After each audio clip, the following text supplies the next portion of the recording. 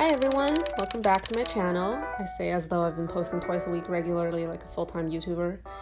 Anyway, I decided to do a voiceover video today of the fiasco that was my finals period.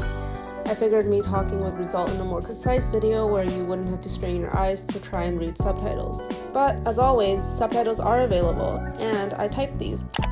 This lovely Zoom spring, I took 5 classes, resulting in 3 papers and 1 exam. One class was a clinic with no final work product required. One of the 3 papers was a group paper that my incredibly productive team had already finished going into finals, so I didn't have to worry about that. But it was now May 3rd, the start of reading period, and exam period began on May 10th. I had until May 21st to write one of the papers and the exam, and until May 31st to finish the last paper. However, I wanted to finish everything by May 24th, since that was when my summer internship at a law firm would begin. Spoiler alert, did not happen. First up was criminal law. Thanks to my impossibly more than usual procrastination, I managed to put off over half of the class lectures until the last week or so of class. For this class, there were 29 pre-recorded lectures in total, ranging from 40 minutes to an hour and 40 minutes. There were also recorded class discussions that accompanied each lecture, each of which was 2 hours long. Since class was at 5 a.m. my time, I never attended a single one and instead had to resort to watching everything at 1.5 times speed, although sometimes 1.25 times because I couldn't understand what was going on. What you see here is pretty much all I did during finals period, sit in front of my computer and stare at the screen. Sometimes I watched lectures, but most times I got distracted by YouTube, Netflix, or League of Legends. I've been playing way too much ARAM lately because it requires 0 brain cells.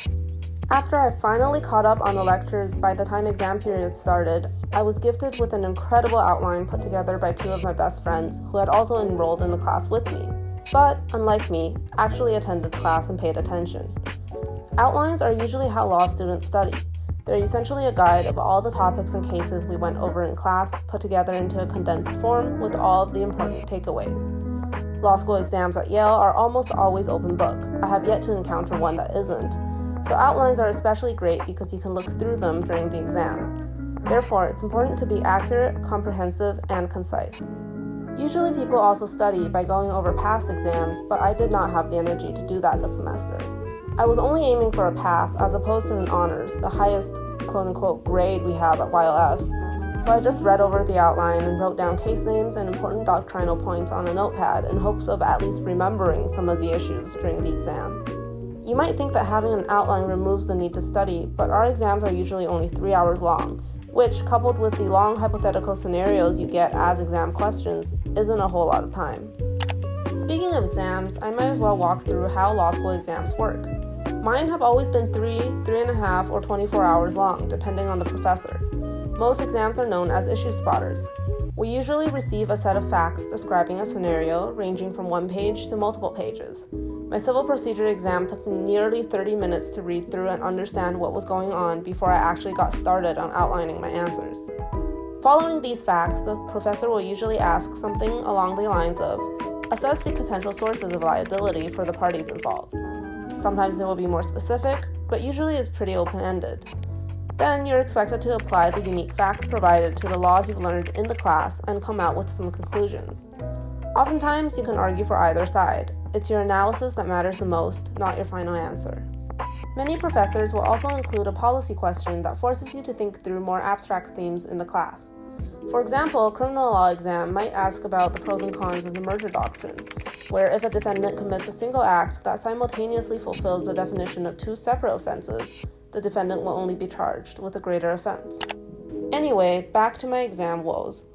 On May 19th, 2 days before the exam period ended, I finally worked up the nerve to take the criminal law exam. I sat down in front of my laptop, outline on one screen and Word document on the other, and began typing. The only source we couldn't rely on during the exam was other people, but everything else was fair game, including class lectures and PowerPoint slides. But I barely had time to go through my outline due to the amount of issues I had to get through. 3 hours later, I managed to crank out a nice hot steaming pile of hopefully passable garbage, uploaded it onto our exam site, and tried to forget about the traumatic experience.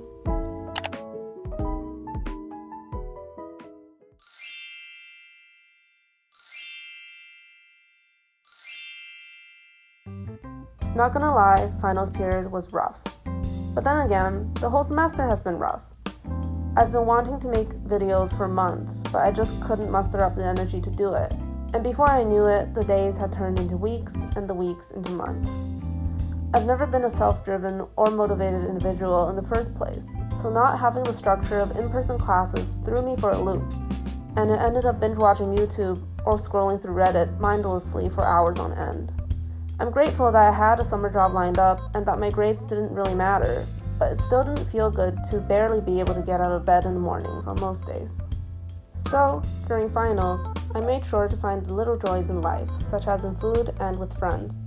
I am happiest when I am distracted from the monotony of my daily routine, so I tried to make myself do things. I watched movies with my boyfriend. I went grocery shopping and arranged the fridge to my liking. I ate watermelon and my favorite Cara oranges. I worked out for the sake of my mental and physical health, but also because over a year into the pandemic, I've finally managed to make the habit stick. I cooked yummy dishes and treated myself to new restaurants, taking advantage of outdoor dining with cute setups. As the city opened up, I met up with friends whom I hadn't seen in a long time. I splurged on a new Dyson vacuum and eagerly awaited its delivery. I splurged again on date night at a local steakhouse and forgave myself for not being strictly vegetarian. I went to Times Square and became a tourist, spending $50 on overpriced M&Ms because who wouldn't be drawn in by this giant billboard? I went to the Museum of Modern Art on a crowded weekend and pretended to understand the art. I definitely put this painting on my wall. In the end, I made it through, and that's all that matters. 2 weeks after my criminal law exam, I learned that I passed. My non-work had paid off. Now, on to the next final, my paper for my class called Food Systems and Environmental Law. Food Systems was a life-changing class taught by a seasoned practitioner in the environmental law field. It opened my eyes to the reality of our agricultural and meat production systems, which are heavily subsidized, wasteful, and honestly cruel, both to the animals and to the workers. Our final project had to be around 20 pages long, and our professor preferred something more action-oriented, such as proposed legislation or a lawsuit, over a purely academic paper. I wrote a memo on integrated liability, exploring possible legal methods for holding large meat processors liable for the pollution caused by their third-party contract farms who raise the animals for them. I won't get into the weeds here. This paper was due on May 21st, the end of finals period, but thankfully I already had the outline finished because my professor had made the outline due a few weeks earlier. Without that deadline, I would have panicked. Now, all I had to do was write the paper and do the citations. Because I never actually learned how to Blue Book, that is, learn how to form legal citations according to the most widely used system in the United States, and because I did not have my physical Blue Book with me, I used JurisM, a Zotero variant created specifically for legal writing. It's a citation manager that will automatically create and track citations for you, and it has been an absolute lifesaver for my papers. After importing all of my sources into JurisM, I sat down and cranked out the paper, taking breaks for snacks and outdoor dining. After a process that would have been much more painful had I not had my outline done, I submitted my paper and didn't look back. On May 24th, I started my virtual internship at a big law firm. However, I still had a paper for my International Business Transactions class due on May 31st that I hadn't started.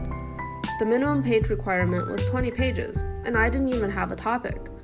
After some brainstorming and somehow finding the time to go to Times Square for a half-day trip 2 days before the paper was due, I decided to write about the latest craze in the financial markets, SPACs.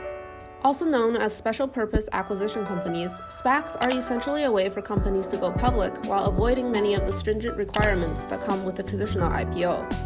I won't get into the details, but I decided to write about the SPAC phenomenon from the perspective of retail investors, as represented by the subreddit r/SPACs.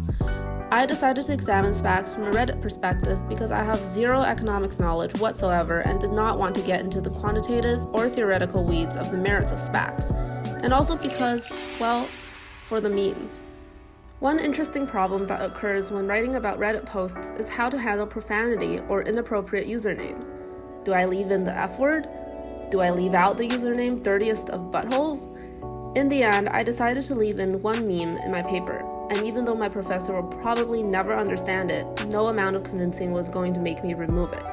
If I had to write this paper in 2 days, a self-inflicted problem, mind you, I was going to allow myself some small joys. I managed to finish my last paper in the evening of May 31st, following 2 days of the most panicked researching and writing I'd ever done. I didn't have time to make an outline, so I just read some papers, scrolled through Reddit, took some notes, and word vomited 10,000 words onto the screen. I can't tell you anything about the quality of my paper, but I'm hoping my professor will at least find the memes amusing. Although, believe me, it was not easy to describe memes in an academic manner. In the end, I did it. I finished 2L year. It was only fitting that a fully virtual year that started with me staring at a screen would end with me staring at one as well. This was probably my most painful semester yet, and I promised myself I would never give myself 3 papers in one semester ever again. But what's done is done. Here's to hoping I passed.